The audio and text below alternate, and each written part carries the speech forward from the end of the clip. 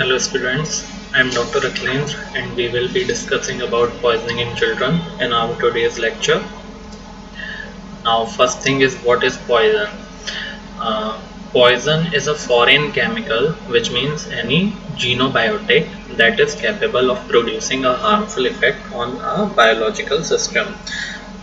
In simple terms, any chemical or chemical product which cause harm to our body is a poison.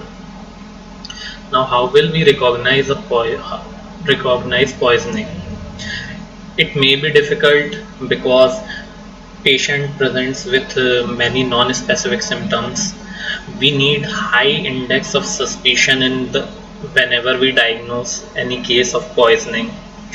We need to ask about history, and most of the time history is unreliable, and most of the time parents do not know which kind of poison or which kind of substance that child has eaten. Okay. uh, Many toxidromes will help us in diagnosing a case of poisoning, and toxicology screen is not very helpful in the cases of poisoning. So most important thing whenever we have to diagnose a case of poisoning is history, and history taking is very important. Now, what are the different signs and symptoms which we see in different cases of poisoning? Okay, signs and symptoms are very diverse, and clinical examination should be focused on the possible manifestations of common poisons, and we always need to search, and we always need to suspect about common poisons in that location or in that specific area. Some type of poisonings are common in a specific place, and other is common in another place. Okay. Now, what are the signs and symptoms which we can see in eyes? First thing is pupillary constriction, means meiosis. Meiosis is seen in organophosphorus, barbiturates, opium, morphine, and parasympathomimic poison. And pupillary dilatation, which is mydriasis, is seen in dhatura, D for dhatura and D for pupillary dilatation, cocaine, and sympathomimetics. Methyl alcohol, which is poisonous alcohol, and most of the time it is due to accidental ingestion by many adults. Okay, so whenever a case of methyl alcohol poisoning occur, it sometimes occur in clusters of cases. It causes partial or total blindness. And meiosis and mydriasis both can cause blurring of vision. So chemicals or poisons which cause these signs can also lead to the symptom of blurring of vision. Now, purple yellow vision, this symptom is seen in digitalis poisoning. Now we come down to central nervous system. What are the different signs and symptoms which in which we see in CNS poisoning? Ataxia, it is seen in anticonvulsant, most commonly phenytoin poisoning, alcohol, and sedative hypnotics poisoning. Coma is seen in opioid, antipsychotic, and hypnotic poisoning. Now seizures are seen in case of anticholinergics and sympathomimetics. Okay. Now delirium is seen in dhatura, cocaine, lead, arsenic, barbiturate, and physostigma poisoning. Now, in CVS, tachycardia can be seen in sympathomimetic poisoning, anticholinergic poisoning, which is dhatura or atropine, antipsychotic, and in antidepressant. Bradycardia is seen with beta blockers like propranolol poisoning, calcium channel blockers, digoxin, organophosphates, and opioid. And hypertension is seen in sympathetomimetics and anticholinergics like Dhatura and atropine. Hypotension is seen with beta blocker, calcium channel blocker poisonings. Now, respiratory depression can be seen with opioids, and tachypnea is seen with salicylate and sympathetomimetics and hydrocarbons. Hydrocarbons mean kerosene and other hydrocarbons. And in children, most common poisoning is kerosene poisoning. Okay, it is widely available in both villages and in urban areas. So we see many cases with kerosene ingestion. Pulmonary edema can be seen with carbon monoxide poisoning and cyanide and narcotics. Now diarrhea, it is seen with cholinergic and in case of opioid withdrawal, not in the case of poisoning. Constipation, lead intoxication. This seen in chronic lead poisoning. Jaundice can be seen with paracetamol and carbon tetrachloride poisoning. Now, pilar can be seen with aniline derivatives, sympathetomimetics, insulin. Okay. Now, important one is dry hot skin. It is seen with dhatura and its allied alkaloids and in botulinum toxin. Sweating is seen with cholinesterase inhibitors. Okay. Cyanosis is seen with methemoglobinemia and carbon monoxide poisoning. Now, okay, these are other skin manifestations which are seen in different kind of poisoning. Brown black skin color is seen with iodine and deep brown with bromide poisoning. Alopecia is seen with thallium, arsenic, lead and ergot poisoning. Lead with chronic lead poisoning. Okay. Facial twitching, it is seen with lead, mercury and phenothiazine's derivative. This facial twitching.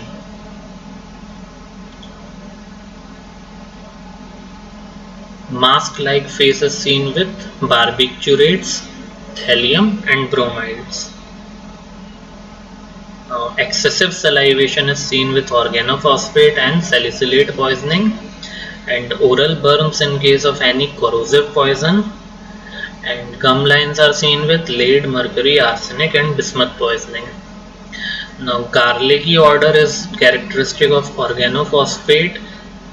Okay, sometimes kerosene is also present with garlicky odor, but kerosene has its own distinct smell, so it is very easy to diagnose kerosene poisoning. But we can be confused with kerosene or organic phosphate because they sometimes smell same. And acetone has a sweet smell. Okay, so this sweet smell can be seen with isopropyl alcohol, methanol and salicylate poisoning, because when methanol is ingested, it is converted in the stomach into the acetone, so it leads to its sweet odor. Alcohol, it has distinct smell, so we can easily see if any patient has ingested ethanol or not. Now, what are the toxidrome? Toxidrome is association of several clinically recognizable features. Signs, symptoms and phenomena or characteristic which often occur together. These are toxidromes are group of sign and symptoms which occur together. So if one symptom is present or one feature is present, then it will suggest that there might be presence of another features or characteristic, and with the help of toxidrome we can diagnose which kind of poisonous substance patient has ingested. So first, what are the common toxidromes? First is organophosphate and carbamates means cholinergics. These present with muscarinic effects, and mnemonic for remembering muscarinic effects is dumbbells, diarrhea, urinary incontinence, meiosis, bradycardia, bronchoria, excessive secretions, emesis, lacrimation, and salivation. This bronchoria leads to finding of chest crepitations or crackles due to excessive secretion in the respiratory tract. Now, what are the nicotinic effects? Nicotinic effects in organophosphate. These are fasciculation, weakness, paralysis, tachycardia, and hypertension. And central nervous system effects are like coma, lethargy, agitation, and sometimes seizures. Now, anticholinergic. Anticholinergic consists of atropine, tricyclic antidepressant, and antihistaminics, also dhatura. These the sign and symptom which are present in anticholinergic poisoning are delirium and agitation, mydriasis, which means dilatation of pupil, flushing, which means flushing of skin, and hyperthermia.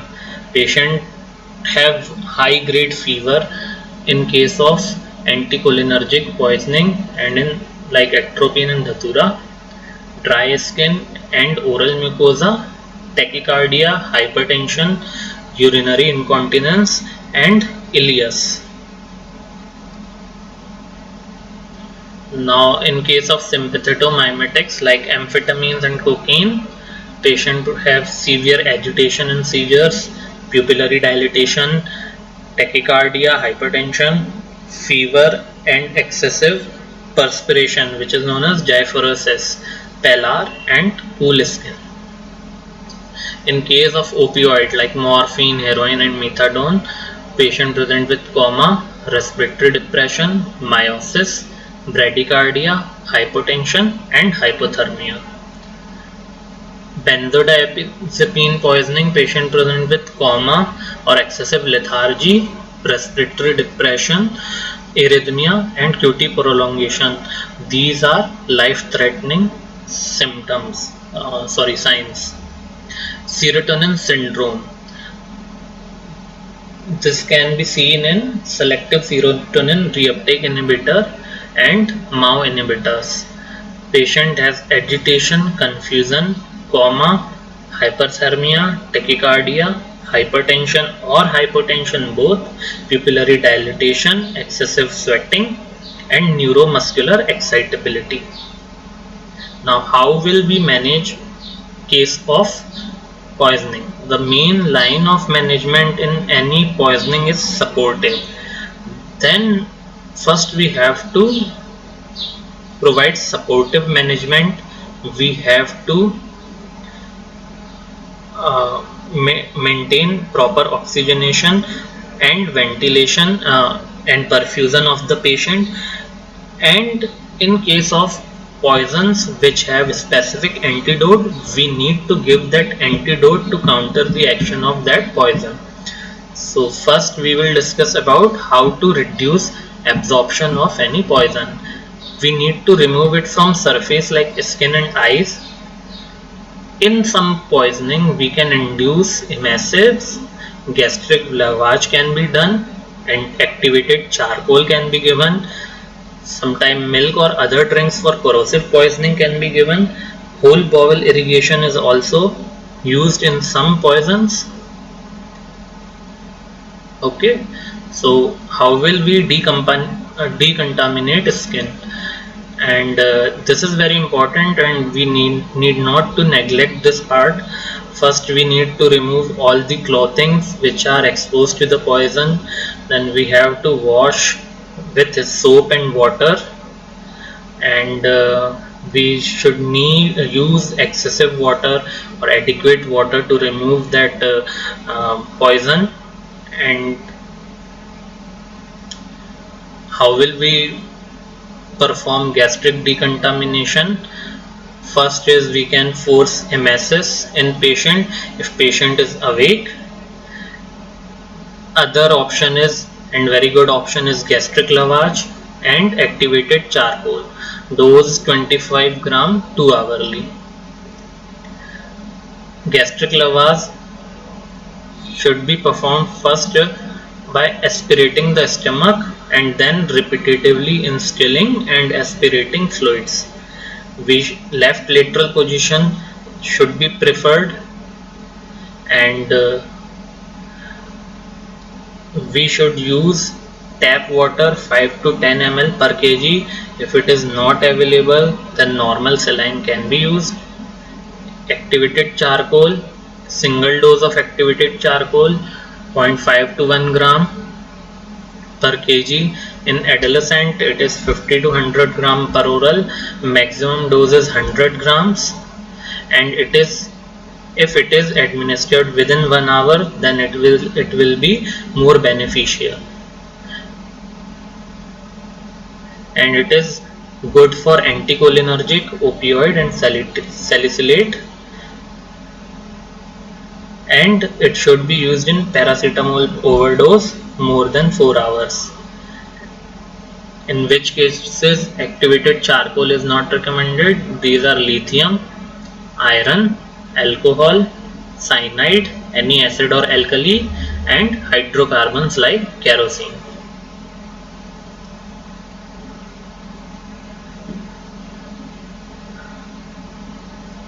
Pesticide and petroleum and unprotected airway. In these cases, activated charcoal is not recommended. Hydrocarbon and in heavy metals. Okay, these are this is the list in which cases activated charcoal is not recommended. Now, whole bowel irrigation. In this, we use non-absorbable isotonic polyethylene glycol. Okay, in this, poison is pushed through GI tract and it delays and prevents absorption of poison.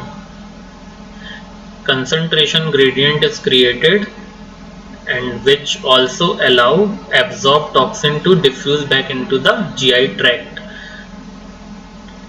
Use where toxin not absorbed by charcoal.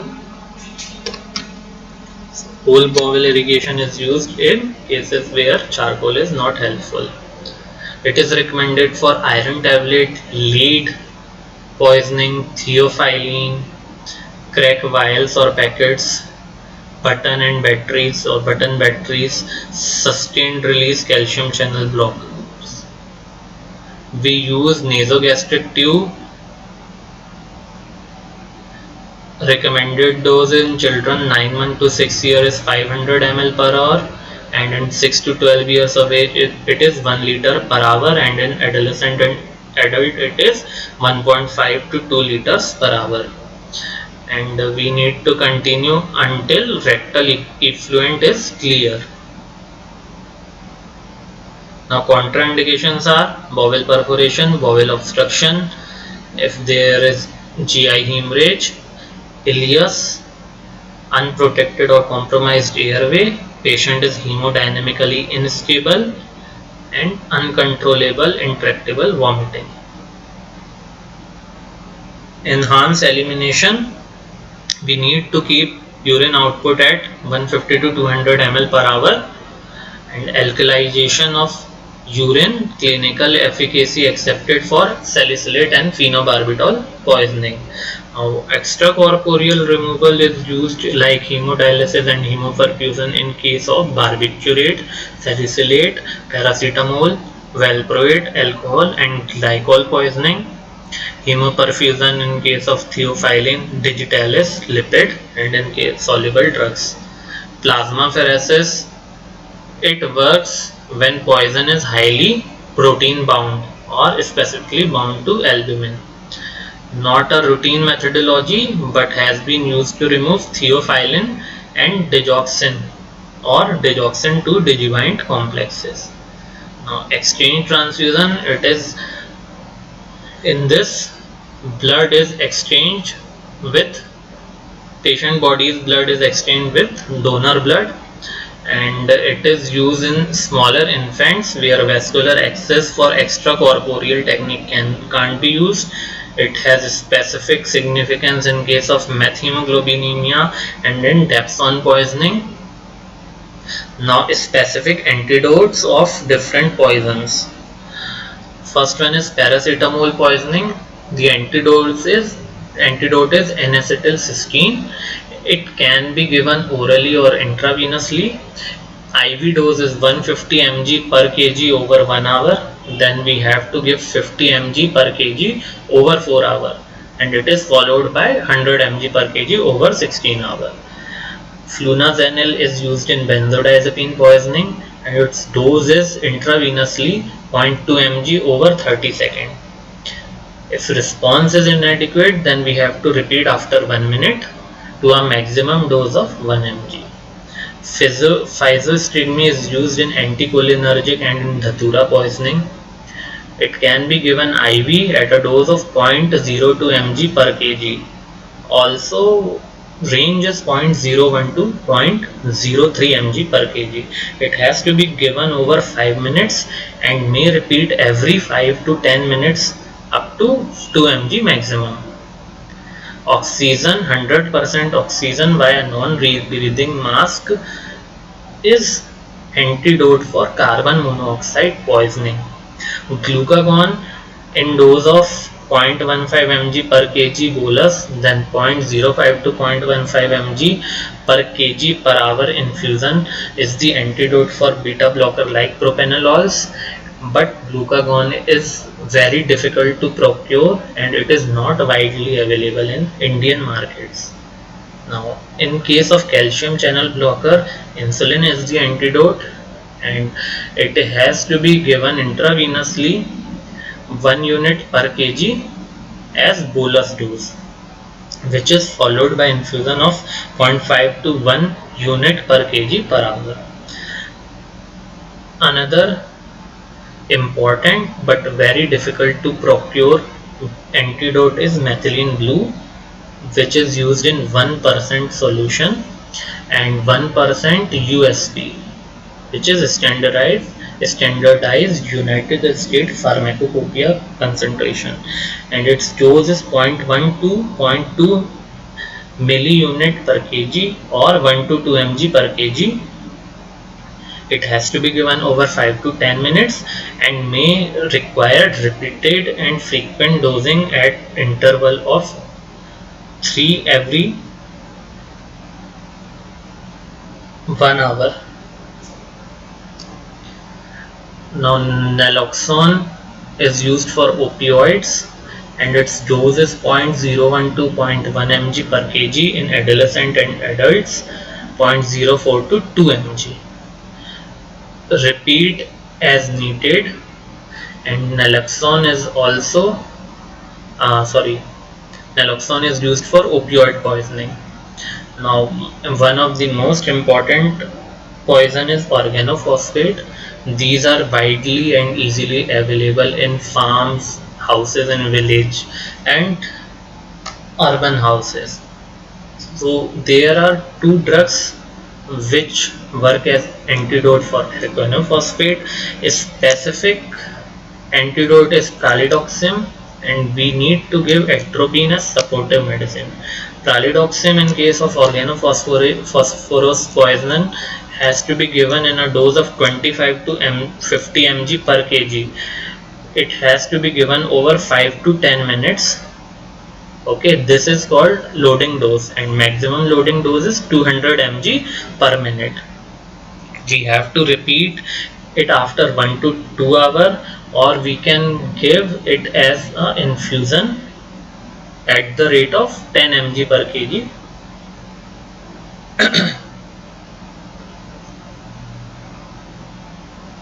Atropine, its dose is 0.05 to 0.1 mg per kg.